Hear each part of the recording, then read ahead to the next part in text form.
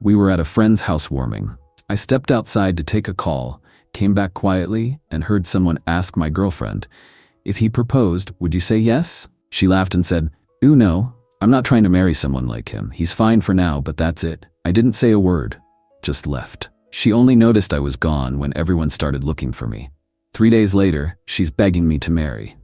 Before we start, I just want to say thank you for being here. It means the world. But take a look at this. Only 8% of people watching are subscribed. If you enjoy these stories and want to support more of them, just one click makes a huge difference. When you've spent most of your life feeling like you're not enough, hearing confirmation of it hits differently, especially from someone you thought finally saw you as worthy.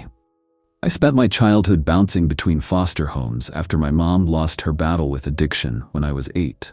My dad was never in the picture. By 17, I'd lived in 11 different places, never staying long enough to feel like I belonged anywhere. I learned early that nothing was permanent. Not homes, not families, not love. Against the odds, I managed to get through high school and into community college on scholarships. Worked 2 jobs while studying. Got my degree in social work. Now at 32, I run a nonprofit program helping foster kids transition to independent living. The work is fulfilling, but not lucrative. I drive a 10-year-old car, live in a modest apartment, and shop at thrift stores. Not because I'm broke, but because years of instability taught me to be careful with money. I met Sabrina 2 years ago through mutual friends. She works as a pharmaceutical sales rep for a major drug company, all designer clothes and business trips across the country. On paper, we made no sense together, but somehow we clicked. She seemed fascinated by my background, called my work noble and inspiring. I fell hard. For the first time, I felt like someone was proud to be with me. Not despite my past, but because of how I'd overcome it. Our friends were surprised when we kept dating past a few months. Sabrina had always gone for a different type, usually finance guys with expensive watches and vacation homes. I heard the whispers, "It's just a phase. She'll get bored. He's her charity case." I pretended not to hear, but those words echoed familiar doubts I'd carried my whole life. Still, the relationship felt real. Sabrina integrated me into her social circle, introduced me to her parents, kept a toothbrush at my place. We talked about future plans, sometimes even mentioning kids. After 2 years together, I thought maybe, just maybe, I'd found my place. My person. My home. Last Saturday was my friend Troy's housewarming party. Troy and I met in the foster system when we were teenagers. Unlike me, he went the business route, started a successful contracting company, and just bought his first house. I was genuinely happy for him. He'd overcome the same odds I had. The party was going well. Mixed crowd of Troy's friends, some from his business world, some from our shared foster care past. Sabrina was charming everyone as usual, making easy conversation with strangers. Around 9 p.m., I stepped outside to take a call from one of my program kids who was having a crisis.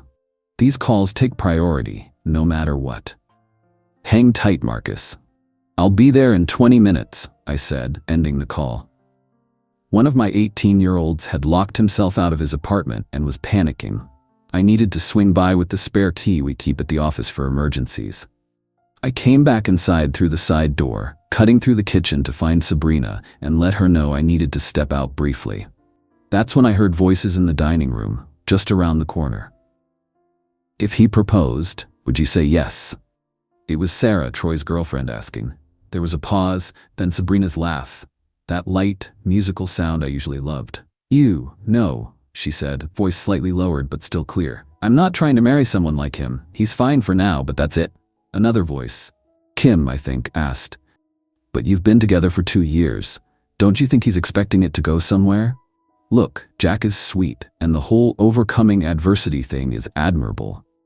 But realistically, he's always going to be struggling with his nonprofit salary. His idea of a vacation is camping. He still gets those calls from his kids at all hours.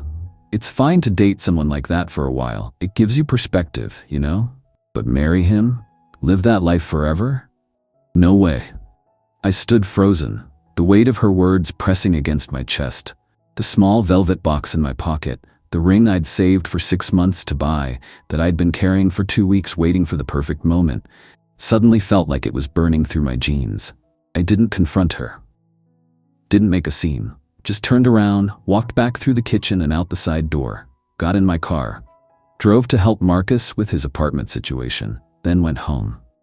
My phone started buzzing around 10:30. Sabrina, Troy, Sarah, one after another, wondering where I'd gone.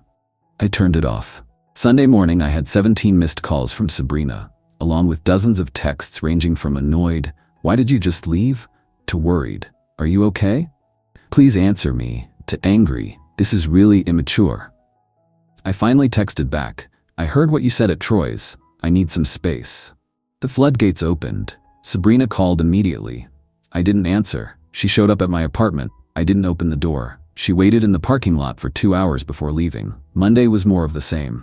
Calls, texts, emails. She sent messages through friends. I kept responses minimal. Yes, I was safe. No, I didn't want to talk yet. I went to work, focused on my kids, came home, and sat with the pain. Then Tuesday evening, everything changed. Sabrina called from an unfamiliar number, and I answered without thinking. "Jack, please don't hang up," she rushed out. "I just left the doctor. I'm pregnant." The world tilted sideways. I sat down hard on my couch. I took 3 tests yesterday. They were all positive. The doctor confirmed it today. I'm about 6 weeks along. Her voice cracked. "I know what you heard at the party. I can explain that. But right now, I'm scared, Jack. I need you." I agreed to meet her at a coffee shop, neutral territory. When I arrived, she looked different than I'd ever seen her. No makeup, hair pulled back messily, eyes red and swollen. "Before you say anything," she started, "I know what I said was horrible. I've been lying. To our friends, to you, but mostly to myself." When Sarah asked that question, I panicked. All those people watching me. I defaulted to the person I used to be, the person with those stupid surface standards. I just looked at her, not helping. "The truth is, I've been terrified of how much I love you. You're the best person I've ever known, and every day, I worry you'll realize I'm not good enough for you. That you'll see through me. This shallow marketing girl who used to judge people by their cars and vacation photos. So your response was to say you'd never marry me? That I'm a phase?" My voice was steady, but my hands weren't. "I was protecting myself," she whispered. "If I admitted to them, to myself, how much I want a future with you, and then lost you." She trailed off, wiping tears. "It's the stupidest thing I've ever done.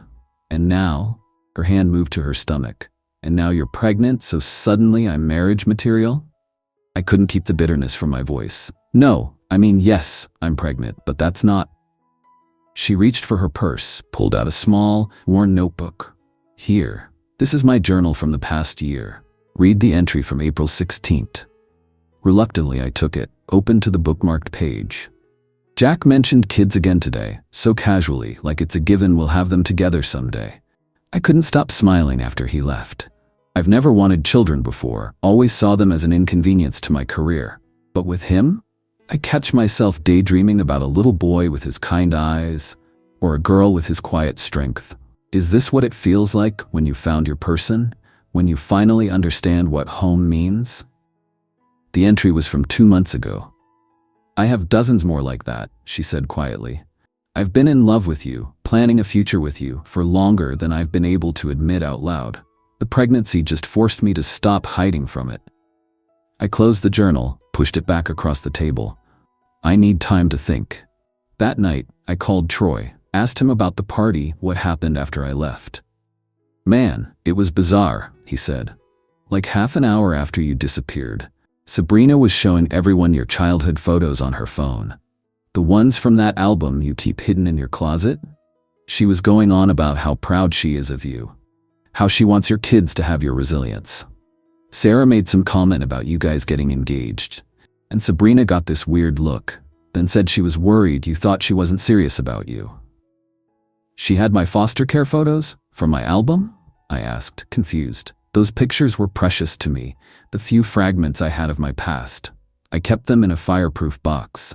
"Yeah," she said, "she's been scanning them to restore them as a surprise. Something about making a proper album since yours is falling apart." Everyone thought it was sweet, but it seemed to come out of nowhere. After we hung up, I dug through my closet. The album was there, but it looked different. The worn blue cover had been carefully reinforced with archival tape. Inside, next to each original photo, was a restored copy. Colors brightened, tears repaired. In the back was a USB drive labeled Digital Backups and a receipt from a professional photo restoration service dated 3 months ago.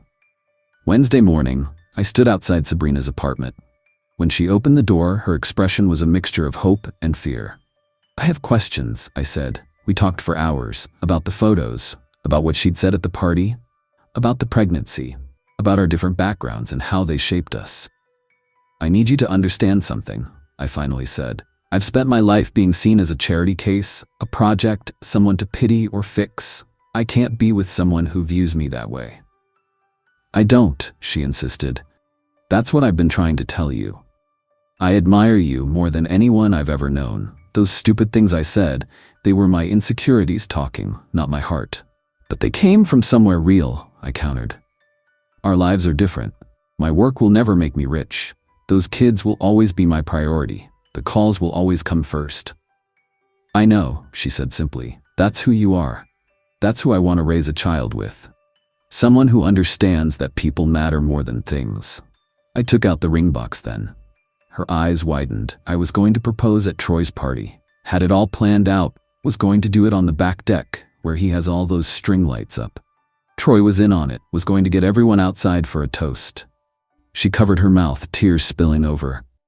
"I'm not giving you this now," I continued, putting the box away. "I'm not proposing today or tomorrow. We have things to work through first. Real things." "I understand," she whispered. "But I do want this child," I said, my voice softening. "And I want to try to build something real with you, something based on who we actually are, not who we think we should be." That was a week ago. We're taking things slowly. Sabrina has moved into my apartment temporarily while we figure things out. She's had morning sickness every day, and I hold her hair back without complaint. We're seeing a counselor together. I'm still hurt, still cautious, but watching her plan doctor's appointments and research parenting books with the same intensity she brings to her marketing campaigns has shown me a different side of her. Last night, I found her scanning more of my childhood photos, carefully handling each one like it was precious. "Why did you start doing this?" I asked. "The photo restoration." She didn't look up from her work. "Because you keep every memory, every fragment of your past, even the painful ones. You taught me that our histories matter, even the ugly parts, especially those." She carefully placed another restored photo in the album. "I wanted to help preserve yours. That's all. I don't know if we'll make it. I don't know if the hurt will fade or if I'll ever fully trust her words again. But yesterday, when one of my kids called at 2 a.m. needing a ride from a bad situation, she was up and dressed before I even hung up the phone. 'I'll drive,' she said, grabbing her keys. 'You look tired.' Maybe that's a starting point. Not a fairy tale, not a perfect resolution, but a step toward something real, something built on who we actually are, not who we're expected to be. And maybe sometimes that's enough."